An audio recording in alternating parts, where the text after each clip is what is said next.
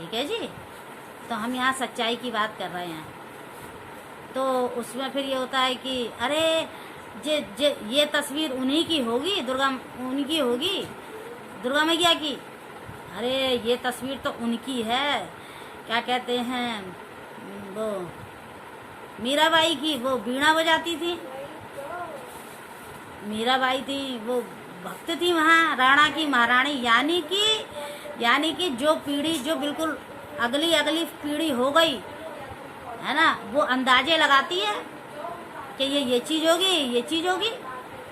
सच्चाई तो किसी ने देखी नहीं कि मीराबाई के पास में कोई बैठा जाके, दुर्गा मैया के पास में बैठे जाके कि भाई ये दुर्गा मैया हमने देखी। ठीक है, तो पहचानते हैं कि दुर्गा मैया है, ये है। अच्छा, अब उससे अगली पीढ़ी आ गई, चौथी पीढ़ी, उनने तस्वीर तो सब गायब हो गई। वहाँ तो कुछ है ही नहीं। तो वहाँ पे वो उनने कही कि अरे कटारी, वो कोई सुना रहा है, दंत कथाएं होती थी पहले, हमारी दादी नानी सुनाती थी। तो वो होती हैं दंत कथाएं के जबान से सुनाई जाती हैं। पहले टीवी और ये सब कहाँ चलते थे, उस जमाने की बातें हम बता रहे हैं, प्राचीन काल की। तो वो सुनाती थी कि ऐसा होता था, वैसे। हाँ, अब वो कह रहे हैं, पांचवी पीढ़ी कह रही है, अरे हाँ कटारी होगी तो जरूर वो कालका मैया होंगी ना।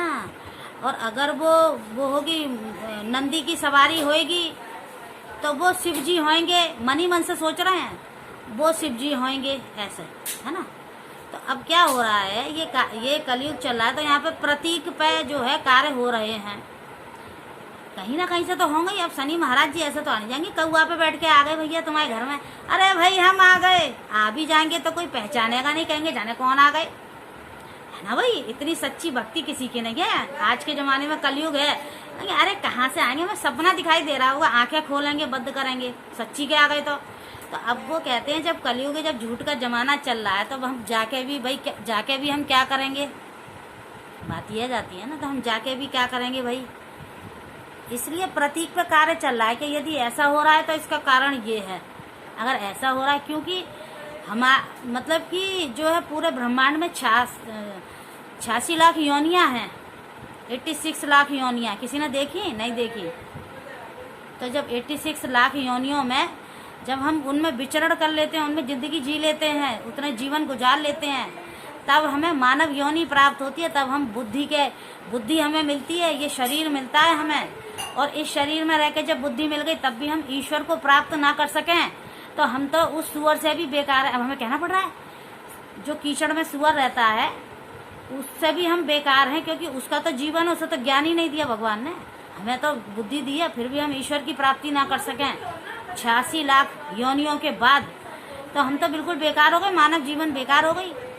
कहा भी गया है, बड़े भाग मानुष तन पावा, यानी कि प्राणी और जीव को खुद ही पहचानना पड़ेगा कि जो शनि महाराज हैं, कि जो शिव जी आ गए, वो प्रतीक के रूप में, क्योंकि कलयुग का जमाना आ गया है। वैसे धर्मशास्त्रों में और उसमें जो है पुराणों में, धर्म में और शास्त्रों में हर किसी को, जानवर को, पक्षी को, सबको बड़ा महत्व दिया गया है। अगर आप ध्यान दें तो मैं ध्यान लेना चाहूँगी कि जो कि शरीर के रूप में सुअर है, सब इसको बहुत गलत समझते हैं, पास आ जाता दूर फटकते हैं, कीचड़ में रहता है, इसको भी बड़ा महत्व प्राप्त है। इस सुअर का जो है, आप वहाँ जाइए, सोरोसू का क्षेत्र, वो कासगंज से आगे, कासगंज एक जगह है, वहाँ से आप आगे जाइए तो वहाँ सोरोसू का क्षेत्र आता है। वहाँ इतना पावन है कि वहाँ पे भगवान ने सू का रूप रखा था, सुअर का रूप रखा था। वहाँ पे गंगा मैया का घाट बना हुआ है, जो नहाएगा वो बिल्कुल बैकुंठ धाम में जाएगा, इतने उसकी मान्यता है। सोरोसू का क्षेत्र, सुअर को इतना महत्व दिया भगवान जी ने। बताइए हम लोग क्या कर सकते हैं? कुछ नहीं कर सकते। और अगर आप ध्यान देंगे तो वहाँ से कलकत्ता के लोग भी नहाने आते हैं, पावन होने के लिए। बड़ा पवित्र स्थान है, कभी जाने का मौका मिला तो अवश्य जाइए, सोरोसू का क्षेत्र।